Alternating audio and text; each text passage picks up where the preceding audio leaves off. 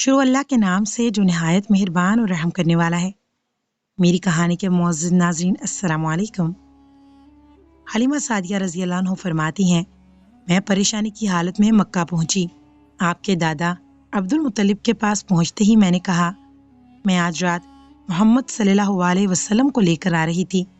جب میں بالائی علاقے میں پہنچی تو وہ اچانک کہیں گم ہو گئے۔ اب خدا کی قسم میں نہیں جانتی وہ کہاں ہیں۔ عبد المطلب یہ سن کر فوراً کعبہ کے پاس کھڑے ہو گئے۔ انہوں نے آپ کے مل جانے کے لیے دعا کی، پھر آپ کی تلاش میں روانہ ہوئے۔ ان کے ساتھ ورقہ بن نوفل بھی تھے۔ غرض دونوں تلاش کرتے کرتے تہامہ کی وادی میں پہنچے۔ ایک درخت کے نیچے انہیں ایک لڑکا کھڑا نظر آیا۔ اس درخت کی شاخیں بہت گھنی تھیں۔ عبد المطلب نے پوچھا، لڑکے تم کون ہو؟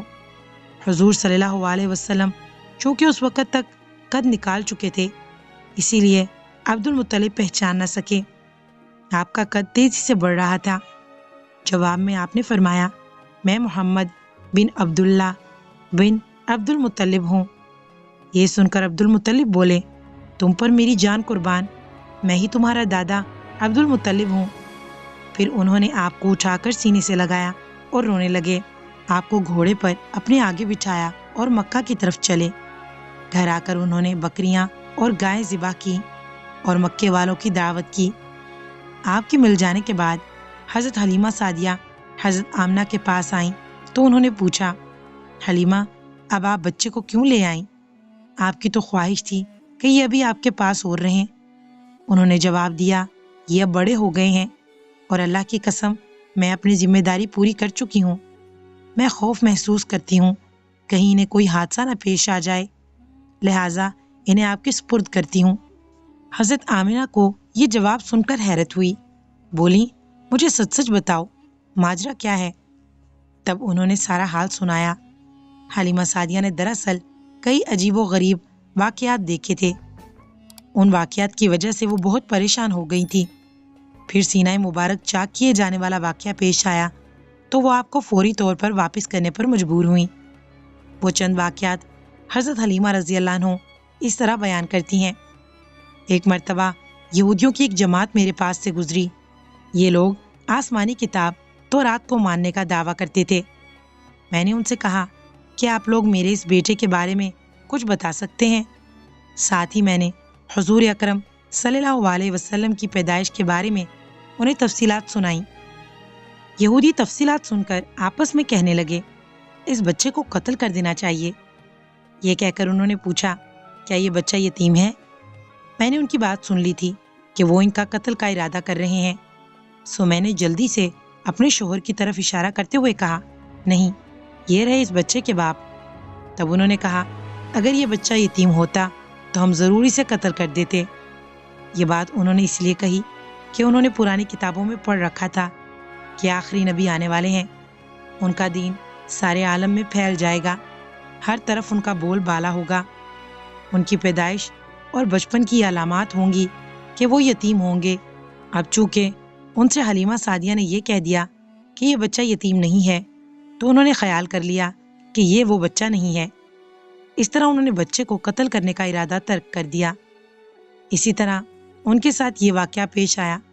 ایک مرتبہ وہ آپ کو عکاظ کے میلے میں لے آئیں۔ جاہلیت کے دور میں یہاں بہت مشہور میلہ لگتا تھا۔ یہ میلہ طائف اور نخلا کے درمیان لگتا تھا۔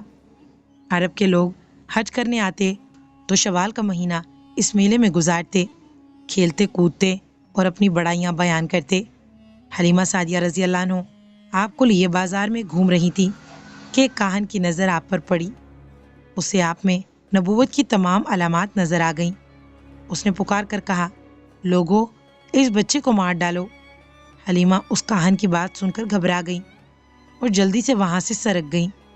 اس طرح اللہ تعالیٰ نے حضور صلی اللہ علیہ وسلم کی حفاظت فرمائی۔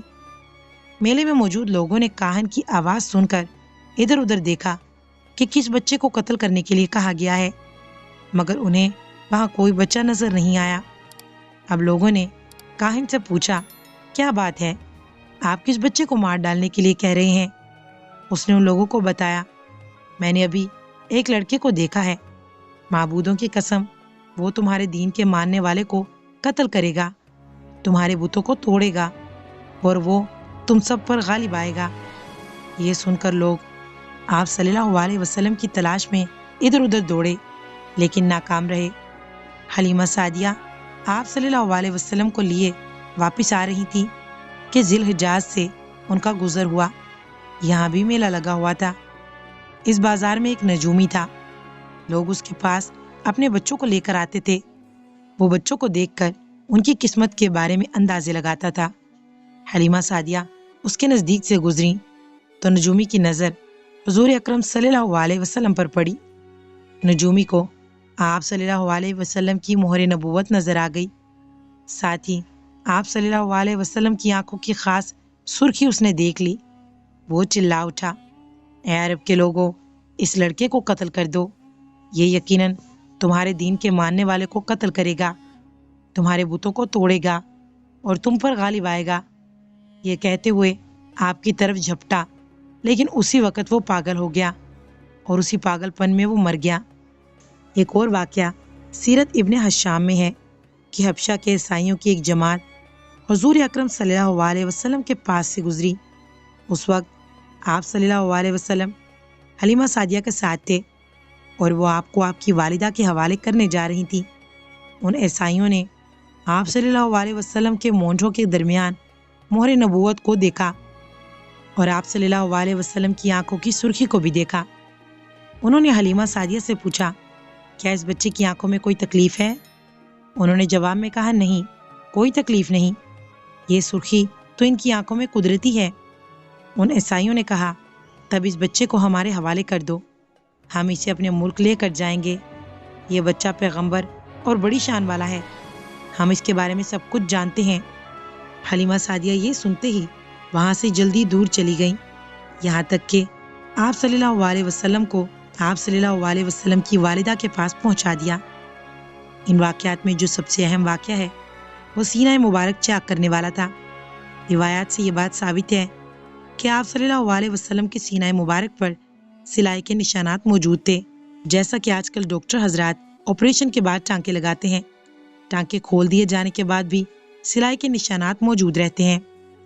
اس واقعے کے بعد حلیمہ سعدیہ اور ان کے خاوند نے فیصلہ کیا کہ اب بچے کو اپنے پاس نہیں رکھنا چاہیے۔